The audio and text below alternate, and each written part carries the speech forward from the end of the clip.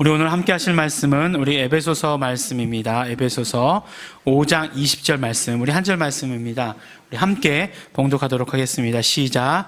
범사에 우리 주 예수 그리스도의 이름으로 항상 아버지 하나님께 감사하며, 우리 한 절 더 있습니다. 우리 3장 골로새서 3장 17절 말씀입니다. 시작. 또 무엇을 하든지 말에나 일에나 다 주 예수의 이름으로 하고 그를 힘입어 하나님 아버지께 감사하라. 아멘. 우리가 성경을 이해하는 데 있어서 꼭 알아야 되는 단어 중에 하나가 바로 관계라고 하는 그런 단어입니다. 많은 분들이 성경이 어떤 내용으로 기록되어 있습니까? 이렇게 물어보면 하나님께서 세상을 사랑하셔서 독생자를 보내주셨고, 그렇기 때문에 그 독생자를 믿는 자마다 영생을 얻을 것이다 라고 이렇게 요한복음 3장 16절의 말씀을 또 더 요약해서 우리에게 이야기해 주곤 합니다. 정말로 이 요한복음 3장 16절의 말씀을 들으면 대단한 비밀을 간직한 말씀이고 또 정답이고, 그래서 이 말씀을 다 이해하면 우리 신앙생활이 정말로 풍성해지는 것은 사실이지만, 또 우리가 또 그렇게 되기까지 하나님께서 어떻게 하셨는지도 알아야 되는 것이고, 또 하나님의 사랑이 어떻게 독생자 예수 그리스도를 보내시는 것으로 나타났는지를 알아야 하는 것이고, 또 우리가 예수를 믿을 때 영생을 얻는다는 것이 어떤 의미인지도 알아야 하는 것입니다. 하지만 이것만을 가지고는 알 수 없지만 우리가 관계라고 하는 단어 하나만 잘 알고 있어도 성경을 이해하는 데 큰 도움이 되는 것을 알 수 있습니다. 우리가 성경에서 많이 이야기하는 죄라고 하는 것도 그렇습니다. 죄라고 하면 우리가 습관적으로 그리고 본능적으로 무엇을 한 것, 무엇을 잘못한 것, 행위라고 생각하는 것이 우리의 대부분의 생각입니다. 물론 행위의 결과가 맞지만 첫사람 아담이 범죄함으로 인해서 그 이후에 모든 사람이 하나님과의 관계가 단절된 것, 하나님과의 관계가 깨어진 것, 그리고 정말 하나님과의 관계가 깨어졌다는 것도 모르고 그 단절된 채로 계속 살아가고 있는 것, 이것을 죄라고 말씀하고 있는 것입니다. 그러니까 죄라고 하는 것도 성경에서 말씀하시는 죄는 관계 가운데서 이해하면 우리가 쉽게 그 죄가 무엇인지를 알 수 있게 되는 것입니다. 우리가 정말 어떤 우리의 신분이 죄인이었다는 것, 하나님과의 관계가 깨어진 것이 죄인이라고 하는 그 사실을 인정하지 못해서 나는 죄인이 아니다 라고 이렇게 주장하는 경우가 많은데, 결국 죄인이 아니다라고 주장하면 결국 우리가 하나님을 만날 길이 없게 되는 것이기 때문에 정말 그 관계 가운데서 우리가 죄인임을 깨닫는 것이 너무나 중요한 것입니다. 마찬가지로 이런 맥락에서 구원도 살펴볼 수 있는 것입니다. 우리가 하나님과 관계가 깨어졌습니다. 근데 단순히 늘 말씀드리지만 단순히 사이가 좋지 않은 것이 아니라 로마서에 말씀하기를 우리가 하나님과 원수가 되었다라고 이렇게 말씀을 하십니다. 그런데 그 원수가 되었던 관계까지도 독생자 예수 그리스도께서 피 흘리심으로 말미암아 예수 그리스도께서 하나님과 우리를 화해하게 해주셨고 우리를 화목하게 해주셨다라고 이렇게 말씀해 주고 있습니다. 그래서 이렇게 하나님과의 관계가 회복된 것을 무엇이라고 얘기하느냐? 바로 우리가 구원받았다 라고 이렇게 말씀을 합니다. 그러니까 결국 구원이라는 것도 하나님과의 관계의 회복이다 라고 이렇게 생각하면 되는 거죠. 거기에 더해서 또 우리가 예수 이름을 부르고 예수 이름을 영접하면 이제 하나님과의 관계에서 단순히 구원받은 것만으로 끝나는 것이 아니라 이제는 자녀되는 권세까지 주신다라고 말씀해 주셨습니다. 그러니까 예수 이름을 우리가 부르게 되면 우리는 하나님과 어떤 관계라고요? 아버지와 자녀의 관계로 된다라고까지 이렇게 말씀해 주시는 것입니다. 그래서 성경에서는 관계에 대한 이야기를 굉장히 많이 하고 있어요. 누가복음 우리 15장에 보면은 예수님께서 말씀하실 때 우리 잘 아는 탕자의 비유라고 하는 말씀 가운데서도 하나님과 우리와의 관계를 아버지와 아들, 또 집을 나갔던 아들, 그냥 말 잘 듣는 착한 아들 아니라 집을 나갔다 돌아온 그 아들과의 관계로 말씀해 주시고 계시고, 또 구약에서는 여러 부분에서 정말 그런 어떤 하나님과 우리와의 관계를 남편과 아내와의 관계로 말씀해 주시고 계시는 것을 보게 됩니다. 또 요한복음 가운데서는 친구의 관계다 라고까지 이렇게 말씀해 주시는 것을 우리는 들을 수 있습니다. 지난주에도 그리스도와 교회와의 관계를 뭐라고 설명하셨죠? 남편과 아내와의 관계로 설명하셨던 것을 우리는 들을 수 있습니다. 이렇게 성경의 많은 이야기들 가운데서 바로 관계에 대해서 말씀하시는 것을 볼 수 있게 되는 것이고, 그러므로 우리가 관계에 대해서 잘 알고 있고 관계를 잘 하고 있으면 그러면 우린 신앙생활을 잘 할 수 있다라고 하는 것을, 그리고 성경을 잘 깨달을 수 있다 하는 것을 우리는 알게 되는 것입니다. 그러시면서 또한 우리에게 말씀해 주시는 관계가 또 한 가지 있어요. 그것이 무엇이냐면 바로 삼위일체 하나님, 하나님의 성부 하나님, 성자 하나님, 성령 하나님과의 서로 간의 관계에 대해서 우리에게 또 말씀해 주십니다. 물론 에베소서 말씀을 통해서, 우리 1장의 말씀을 통해서 삼위일체 하나님의 하나 되심에 대해서 우리가 말씀하시는 것을 들었습니다. 그런데 이 삼위일체 하나님의 각각의 하나님과의 서로의 관계를 이야기할 때 어떻게 성경에서는 말할까 하는 것입니다. 성부 하나님과 성자 하나님과 성령 하나님, 그 관계에 대해서 어떻게 말씀하실까? 바로 성경에서는 서로 사랑하시는 관계다라고 이렇게 말씀을 하는 것입니다. 복음서를 보면 예수님께서 침례를 받으시고 물에서 올라오셨을 때 이는 내 사랑하는 아들이요 내 기뻐하는 자다 라고 이렇게 말씀하셨어요. 뭐라고 말씀하셨죠? 내 사랑하는 아들이다 라고 이렇게 아주 직접적으로 말씀하시는 것을 볼 수 있습니다. 뿐만 아니죠. 예수님께서 늘 말씀하실 때 아버지께서 나를 사랑하신 것 같이 너희도 아버지 하나님의 사랑을 받을 것이다 라고 하시는 말씀을 우리가 계속해서 들을 수 있어요. 그러니까 이 말씀을 통해서 우리가 알 수 있는 것은 하나님의 사랑이 늘 예수 그리스도께로 향하고 있었다라고 하는 것을 우리는 알 수 있는 것이죠. 아버지는 아들을 사랑하시고 아들은 성령님을 사랑하시고 하는 이 계속해서 돌고 도는 이 관계를 우리는 성경을 통해서 확인할 수 있는 것입니다. 그러므로 뭐라고 말씀할 수 있습니까? 삼위일체 하나님은 서로 사랑하시는 관계이다 라고 이렇게 말씀하고 있는 것이죠. 그래서 사실 이 본론과는 벗어난 말씀이지만 우리가 받은 하나님의 은혜가 무엇이냐? 하나님의 은혜를 구체적으로 이야기한다면 그 서로 사랑하시는 그 하나님의 사랑 가운데로 우리도 초청받아서 들어갈 수 있게 된 것, 그것이 하나님의 사랑이다 라고 이렇게 말하게 되는 것입니다. 그 하나님의 서로 사랑하시는 관계 가운데 우리가 예수 안에, 예수께서 우리 안에 계심으로 말미암아 우리도 그 관계 안으로 들어갈 수 있게 된 것, 이것이 바로 구체적인 하나님의 은혜다라고 이렇게 말씀해 주시는 것입니다. 그런데 궁금한 건 하나님께서 예수님께 표현하는 것은 꽤 성경의 복음서 가운데 여러 번 등장을 합니다. 이는 내 사랑하는 아들이요 내 기뻐하는 자다 라고 말씀하신 것들이 여러 번 나오는데, 서로 사랑하셨다라고 얘기하는데 예수님께서는 아버지께 대한 사랑을 어떻게 표현하셨을까? 갑자기 궁금해졌어요. 이는 내 사랑하는 아버지요 이렇게 내 기뻐하시는 자다 이렇게 얘기하셨을까? 그렇게 얘기한 구절이 성경을 찾아보시기 바랍니다.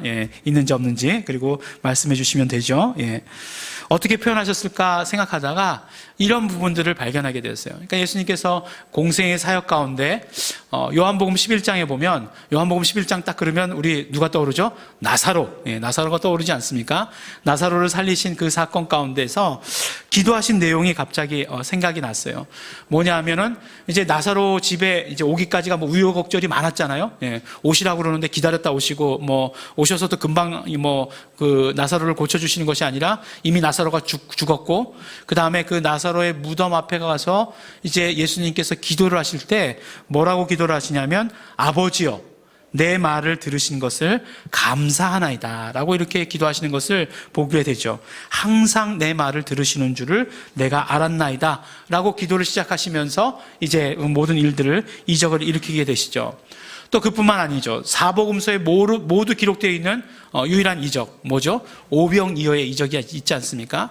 그 오병이어의 이적 가운데 보면 이제 오병이어의 이적을 막 일으키시려고 하실 때 말씀 보니까 예수께서 떡을 가져 축사하신 후에 앉은 자들에게 나눠주시고 라고 이렇게 말씀을 하고 계시거든요.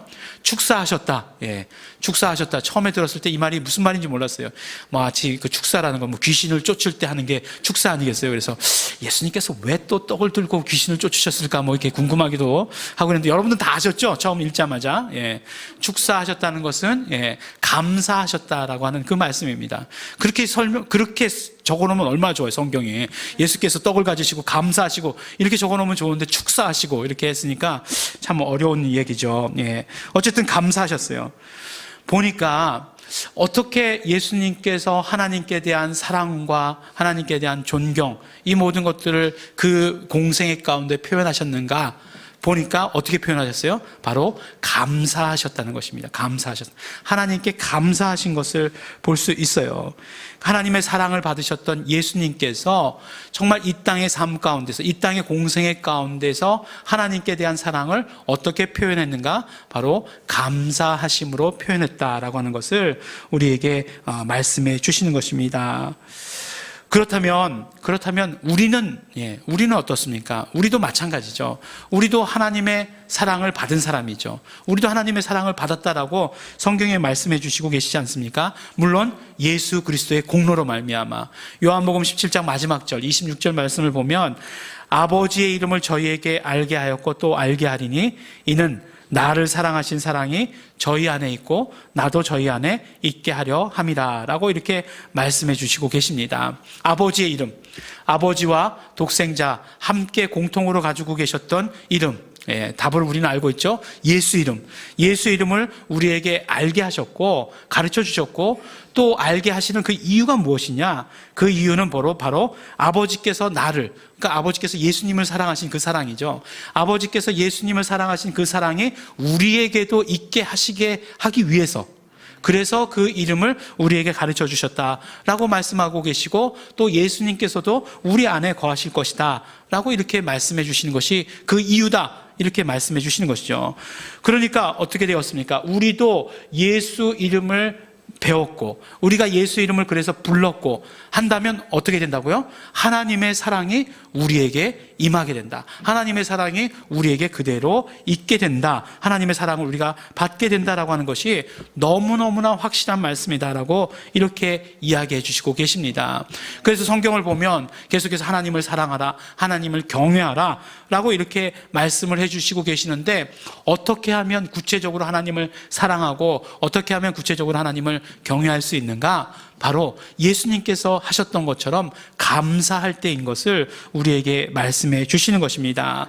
우리가 감사할 때 구체적으로 하나님께 우리의 사랑을 표현하는 거예요. 우리가 어떻게 하나님께 사랑을 표현하겠습니까? 물론 우리 고백이 있어요. 하나님 사랑합니다라고 고백하지만 그러나 그것보다 더 구체적인 우리 사랑에 대한 표현은 감사하는 것이다라고 말씀해 주시는 것입니다.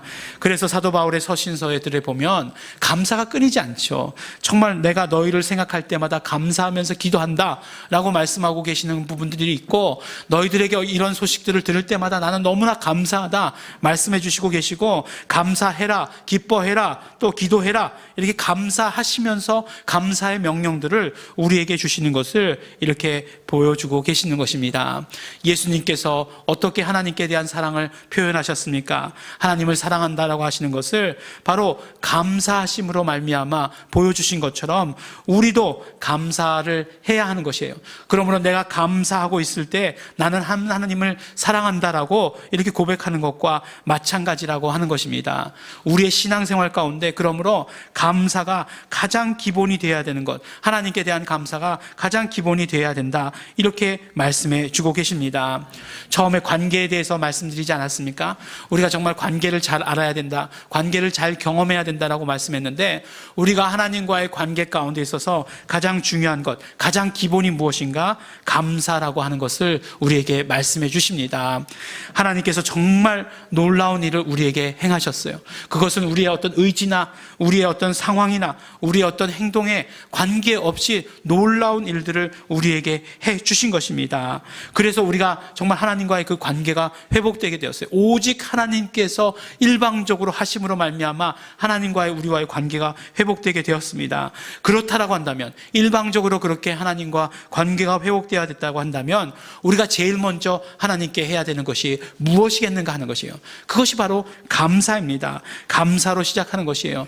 비단 이것은 구원의 문제뿐만 아니죠. 우리의 삶 가운데 있어서도 모든 것들이, 정말 너무나 많은 것들이 하나님께서 하셨다라고 하는 것을 우리는 잘 알고 있습니다. 우리는 경험하고 있습니다. 그럴 때 우리가 해야 되는 첫 번째가 무엇이겠습니까? 바로 감사인 것입니다. 하나님께 감사하시는 것이 가장 우리의 첫 번째 신앙의 행위가 되는 것을 우리에게 말씀해 주시고 계시는 것입니다.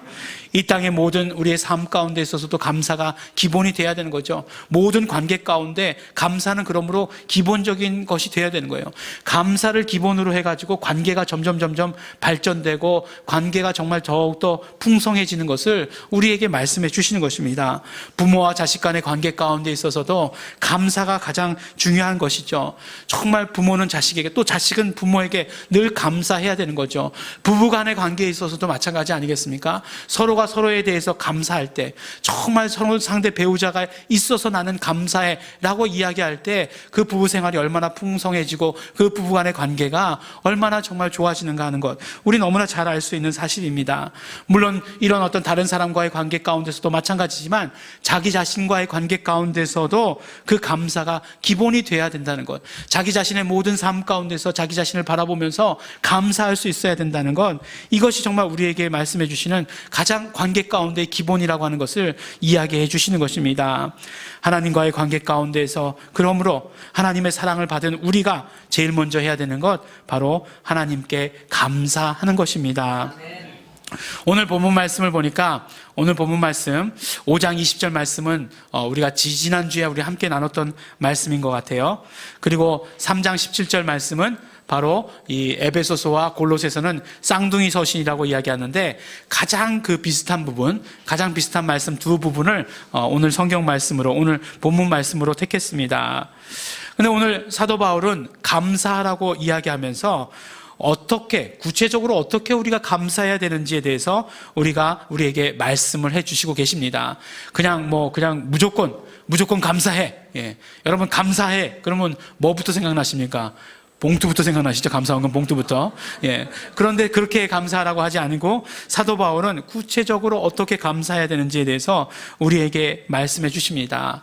그렇다라고 한다면 이렇게 구체적으로 감사하라고 하시는 그 말씀을 통해서 우리 오늘 추수감사절을 맞이해서 한 해의 모든 것들에 대해서 감사드리려고 하는데, 이 말씀을 통해서 우리의 감사가 더욱더 더 풍성해질 수 있지 않을까, 그렇게 이야기해 주시는 것입니다. 5장 20절 말씀을 보니까 뭐라고 말씀하고 계시죠? 5장 20절 말씀은 지지난주에 우리가 말씀을 나눌 때 바로 성령으로 충만하라고 하는 그 말씀의 그 명령 가운데, 그렇다면 어떻게 하면 성령으로 충만한가? 앞의 말씀은 바로 예배에 대해서 말씀해 주신 것이고, 그 다음에 감사에 대해서 말씀해 주신 것인데, 범사에 우리 주 예수 그리스도의 이름으로 항상 아버지 하나님께 감사하라 라고 말씀해 주십니다. 바로 주 예수 그리스도의 이름으로 감사하라 라고 말씀해 주시고, 이걸 더 짧게 하면 어떻게 해요? 예수 이름으로 감사하라 라고 이렇게 말씀해 주시는 것입니다. 감사할 때 어떻게 하라고요? 구체적으로 우리에게 가르쳐 주시는 감사의 방법, 예수 이름으로 감사하라 라고 이렇게 말씀을 해 주시는 것입니다.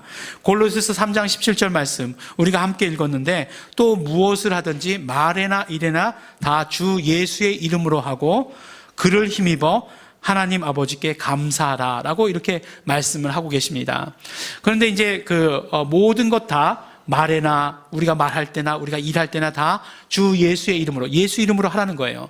근데 그를 힘입어 아버지께 감사하라, 하나님께 감사하라라고 하는 말씀을 보면, 그를 힘입어라고 얘기할 때 많은 우리 사람들이 생각하기를 예수님을 힘입어 라고 이렇게 생각을 합니다. 물론 맞는 말씀이죠.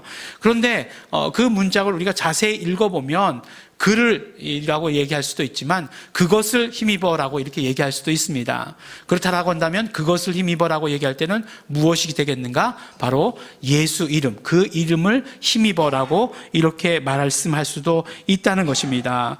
그러면 사실 뭐 이 말씀이 더 신빙성이 있다라고 이야기할 수 있는 건 무엇이냐면 바로 쌍둥이 서신의 쌍둥이 구절 같은 이 말씀 가운데에서 예수 이름으로 감사하라고 되어 있고 그를 힘입어 감사하라고 되어 있는 것이, 그러면 예수 이름으로 감사하는 것이 훨씬 더 타당하지 않겠느냐, 이 말씀인 것입니다.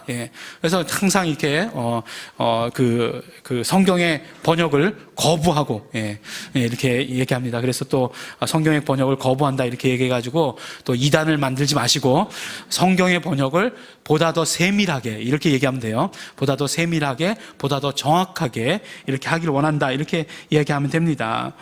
그러니까 오늘 말씀들을 우리가 종합해 보면 우리가 어떻게 감사하느냐? 바로 예수 이름으로 감사해야 한다는 것을 우리에게 말씀해 주시는 것입니다. 그런데 오늘 그 예수 이름으로 감사해야 된다는 것을 에베소서의 성경 구절과 또 골로새서의 성경 구절을 통해서 아주 세밀하게 더 그 방법에 대해서 우리에게 말씀해 주시는 것을 우리가 들을 수 있습니다. 더 세밀하게. 첫 번째로는요, 우리가 감사할 때는 어떻게 감사하느냐? 예수 이름 안에서 감사한다라고 하는 것이에요. 예수 이름 안에서 감사하라고 말씀해 주십니다. 물론 우리가 예수 이름 안에서라고 우리가 직접적으로 이렇게 표현을 하지만, 그러나 이 말씀의 의미를 보면 가장 첫 번째 의미가 무엇이냐면 바로 예수 이름을 불러서 감사한다라고 이렇게 말씀해 주시는 것이에요. 그러니까 우리가 감사할 때 어떻게 감사해야 된다고요? 예수 이름을 불러서 감사해야 된다라고 말씀해 주시는 것입니다. 이것은요, 이렇게 우리가 감사를 해보면, 이렇게 우리가 예수 이름을 불러서 감사하게 되면 이제 우리의 감사의 어떤 범위가 정말 폭발적으로 정말 넓어지게 되는 것을 우리가 경험하게 됩니다.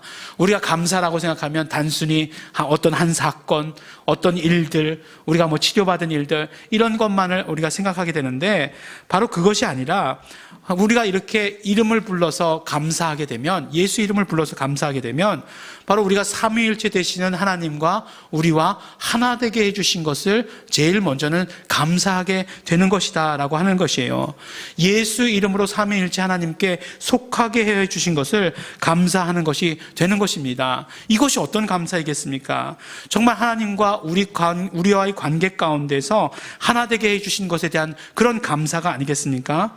그러니까 바로 예수 이름으로 하는 감사는 정말 그런 어떤 넓은 범위의 감사고, 만약에 우리가 정말 삼위일체 되시는 하나님께 대한, 하나님과 하나됨에 대한 감사를 드렸다라고 한다면 그 밑에 있는 우리 삶 가운데 있는 여러 가지 사건들에 대해서는 자연적으로 감사할 수밖에 없는, 감사하는 그런 어떤 우리의 신앙생활을 하게 된다라고 이렇게 말씀해 주시는 것입니다. 그래서 구체적으로 어떻게 감사해야 되느냐? 예수 이름을 부르면서 감사해야 된다라고 이렇게 말씀해 주십니다. 두 번째로는요, 골로새서 3장 17절 말씀을 그대로 우리가 따르자면 그 이름을 힘입어서 감사하라라고 이렇게 말씀해 주시고 계세요. 그러니까 그를 힘입어가 아니라 그 이름을 힘입어서 하나님께 감사하라라고 말씀해 주십니다. 근데 그 이름을 힘입는다는 것이 무엇인가? 두 가지 의미로 우리가 받아들일 수가 있어요.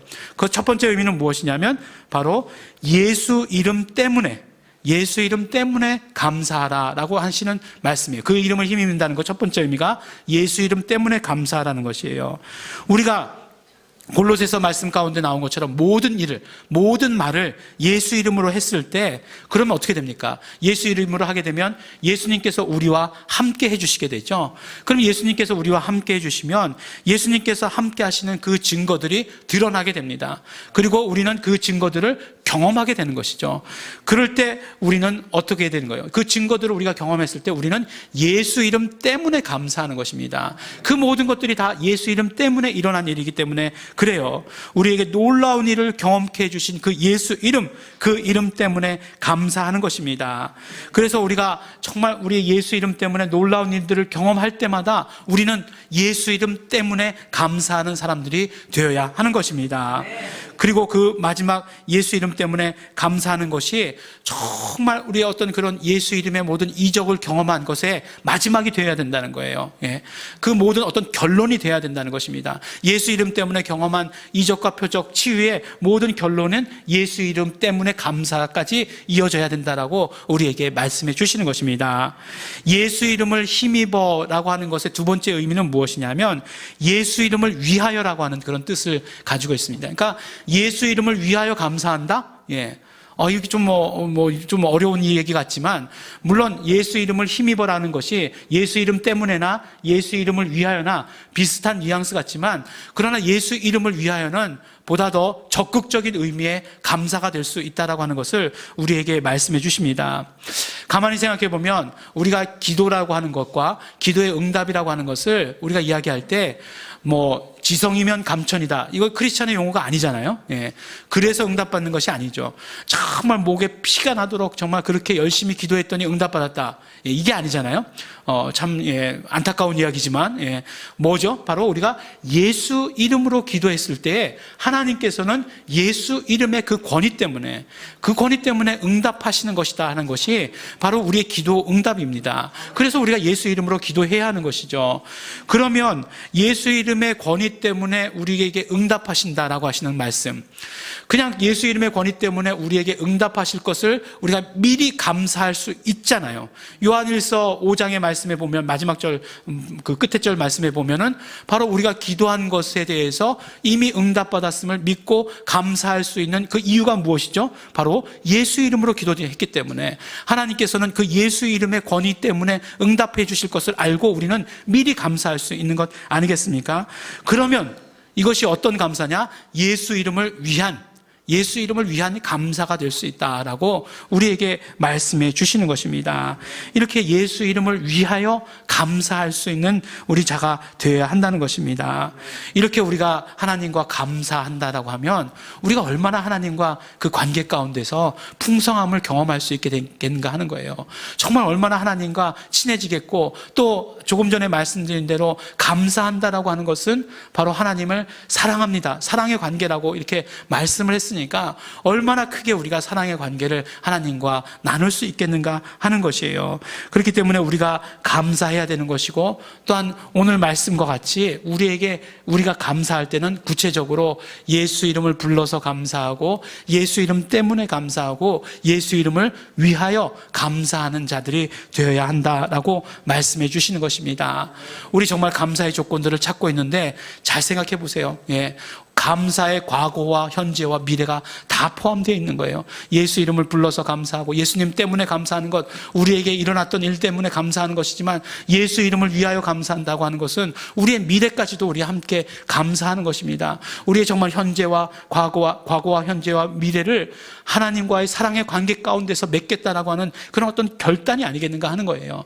그렇기 때문에 우리가 하나님과의 관계 가운데 있어서 언제나 감사하는 삶을 살아야 되고, 또한 특별히 오늘 우리 추수감사주의를 맞이해서 한 해 동안, 물론 한 해를 돌아보면 감사한 일들 너무너무나 많죠. 그러나 정말 이렇게 사도 바울께서 우리에게 구체적으로 감사하라고 하시는 그 감사의 어떤 방법들을 대입해 보면 훨씬 더 우리의 감사가 풍성해지는 것이고, 우리의 감사가 풍성해진다라고 한다면, 그렇다라고 한다면 우리는 하나님과 귀한 사랑의 관계 가운데 있을 수 있게 된다, 우리에게 말씀해 주시는 것입니다. 우리 교회 가운데 이렇게 말씀해 주십니다. 예수 이름으로 하나님께 감사하시기 바랍니다. 모든 일에 예수 이름으로 하나님께 감사하십시오. 우리에게 구원을 주신 예수 이름으로 감사하시기 바랍니다. 또한 예수 이름을 위하여 하나님께 감사하시기 바랍니다. 우리 사랑하는 우리 예일중앙교회 성도 여러분, 감사는 하나님과의 관계 가운데 가장 기본입니다. 감사를 잊으면 하나님의 사랑을 잊은 성도가 되는 것입니다. 그러므로 우리 예수 이름으로 감사하십시오. 예수 이름으로 감사할 때 우리는 온전한 감사를 하나님께 드릴 수 있게 되는 것입니다. 예수 이름으로 감사하고 예수 이름의 축복을 또한 받아가지는 우리 성도 여러분들이 되시기를 예수 이름으로 축원합니다.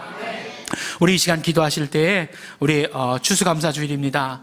우리 추수감사주일, 우리 한 해 동안의 감사를 하나님께 드리는 그런 귀한 날입니다. 오늘 말씀 주신 대로 우리가 예수 이름으로 감사하는 것, 우리 예수 이름으로 감사하기를 원합니다. 우리에게 베풀어 주셨던 일들, 또 예수 이름 때문에 이루어 경험했던 이런 모든 일들, 또한 그뿐만 아니라 아직 우리가 기도하고 있지만 그러나 예수 이름으로 기도했기 때문에 응답하여 주실 모든 일들, 우리 감사할 수 있습니다.